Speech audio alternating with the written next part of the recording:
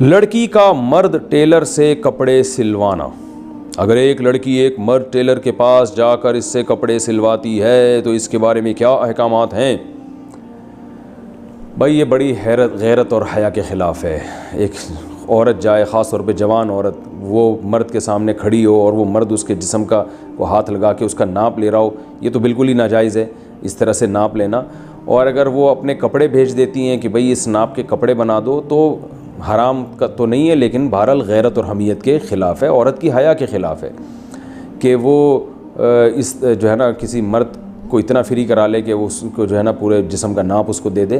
یہ بہرحال میں نہیں کہہ رہا حرام و حلال سے اس کا تعلق نہیں ہے۔ ناجائز تو جب ہوگا جب خود جائے ناپ دینے کے لیے اور مرد اس کے جسم پہ ہاتھ لگا کے اس کا ناپ لے رہا ہو، یہ تو بالکل ناجائز ہے، حرام ہے۔ اور لیکن اگر اپنے کپڑے بھیجتی ہے ناپ کے لیے تو یہ بھی حیا کے خلاف ہے۔ پہلے زمانے میں عورتیں تو اپنے کپڑے تاروں پہ لٹکاتی تھیں، ایسی جگہ پہ جہاں مردوں کی نظر نہ پڑے۔ کوئی مہمان گھر میں آتا تھا ڈرائنگ روم میں تو فوراً اپنے کپڑے وہاں سے ہٹاتی تھیں، اور آج بھی ہیں الحمدللہ ایسی حیا والی عورتیں، اپنے کپڑے ہٹاتی تھیں، بھائی کسی غیر مرد کی ہمارے کپڑوں پہ نظر نہ پڑے۔ یہ سب حیا کے مسائل ہیں، تو حیا ہوگی تو بات سمجھ میں آئے گی، نہیں ہوگی تو پھر بات سمجھانا اونٹ کو رکشے میں بٹھانے سے زیادہ مشکل کام ہے۔ تو اس کا حلال و حرام سے تعلق نہیں ہے، حیا سے تعلق ہے۔